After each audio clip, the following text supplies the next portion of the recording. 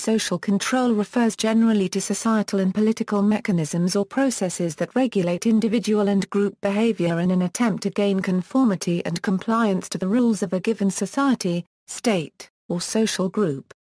Sociologists identify two basic forms of social control: informal means of control, internalization of norms and values by a process known as socialization, which is defined as the process by which an individual, born with behavioral potentialities of enormously wide range, is led to develop actual behavior which is confined to the narrower range of what is acceptable for him by the group's standards.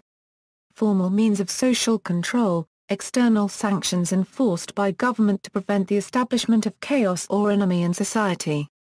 Some theorists, such as Apermel Durkheim, refer to this form of control as regulation.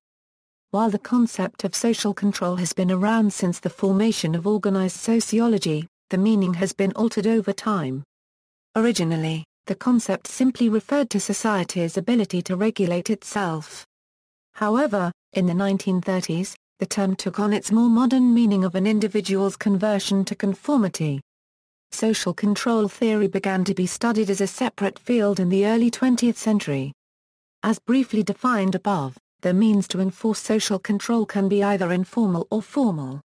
Sociologist Edward A. Ross argues that belief systems exert a greater control on human behavior than laws imposed by government, no matter what form the beliefs take.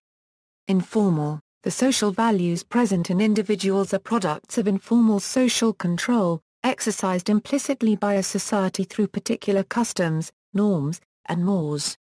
Individuals internalize the values of their society, whether conscious or not of the indoctrination. Traditional society relies mostly on informal social control embedded in its customary culture to socialize its members. Informal sanctions may include shame, ridicule, sarcasm, criticism, and disapproval, which can cause an individual to stray towards the social norms of the society. In extreme cases, sanctions may include social discrimination and exclusion. Informal social control usually has more effect on individuals because the social values become internalized, thus becoming an aspect of the individual's personality. Informal sanctions check deviant behavior. An example of a negative sanction comes from a scene in the Pink Floyd film The Wall, whereby the young protagonist is ridiculed and verbally abused by a high school teacher for writing poetry in a mathematics class. Another example from the movie About a Boy, when a young boy hesitates to jump from a high springboard and is ridiculed for his fear. Though he eventually jumps, his behavior is controlled by shame. Informal controls reward or punish acceptable or unacceptable behavior and are varied from individual to individual, group to group, and society to society. For example, at a women's institute meeting, a disapproving look might convey the message that it is inappropriate to flirt with the minister. In a criminal gang, on the other hand, a stronger sanction applies in the case of someone threatening to inform to the police of illegal activity. Theorists such as Noam Chomsky have argued that systemic bias exists in the modern media. The marketing, advertising, and public relations industries have thus been said to utilize mass communications to aid the interests of certain political and business elites. Powerful ideological, economic and religious lobbyists have often used school systems and centralized electronic communications to influence public opinion. Formal, historically, rulers have legitimately used torture as a means of mind control as well as murder, imprisonment and exile to remove from public space anyone the state authorities deemed to be undesirable. During the Age of Enlightenment, harsh penalties for crimes and civil disobedience were criticized by philosophers such as Sir Beccaria and Jeremy Bentham, whose work inspired reform movements which eventually led to the Universal Declaration of Human Rights in 1948, which informs most Western jurisdictions, and the similar Cairo Declaration on Human Rights in Islam in 1990. In the USA, early societies were able to easily expel individual deemed undesirable from public space through vagrancy laws and other forms of banishment. In the 1960s and 1970s, however, these exclusion orders were denounced as unconstitutional in America and consequently were rejected by the U.S. Supreme Court.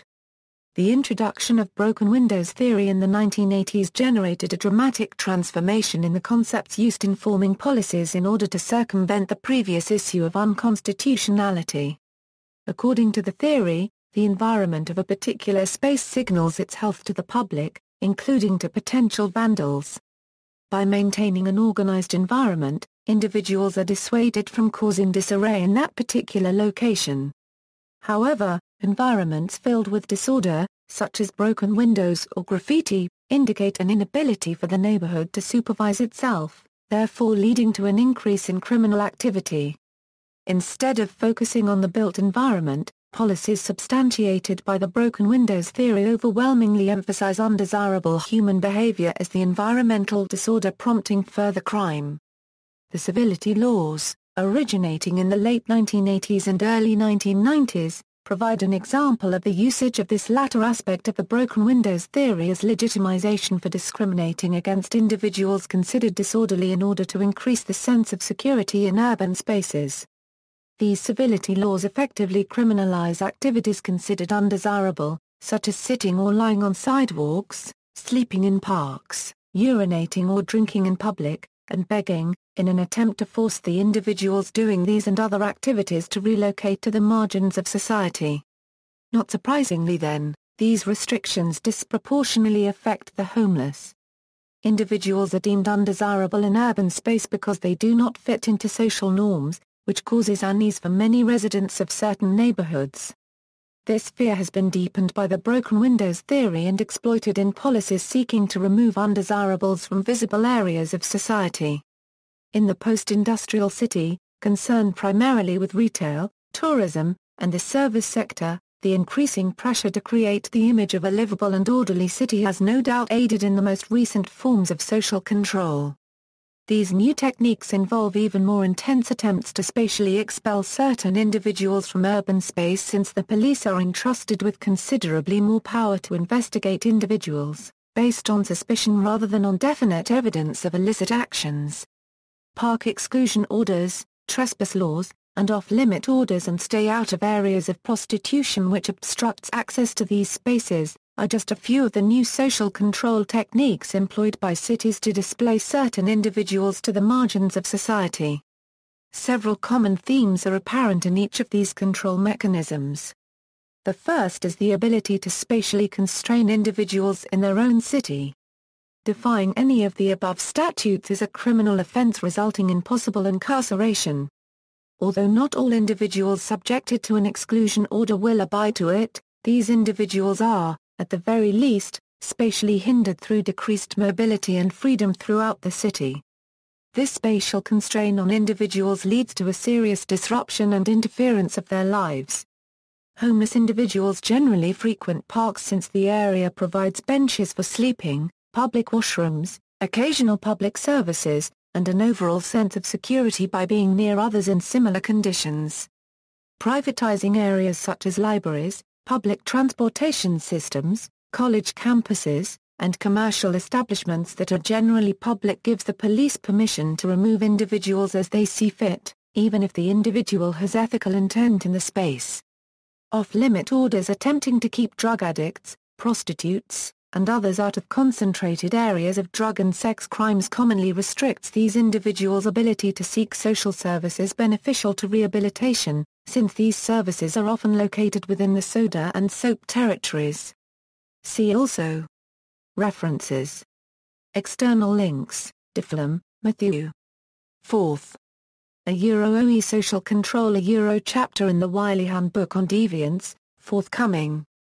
Sociology of Social Control, outline of a course taught by Matthew Difflam, University of South Carolina.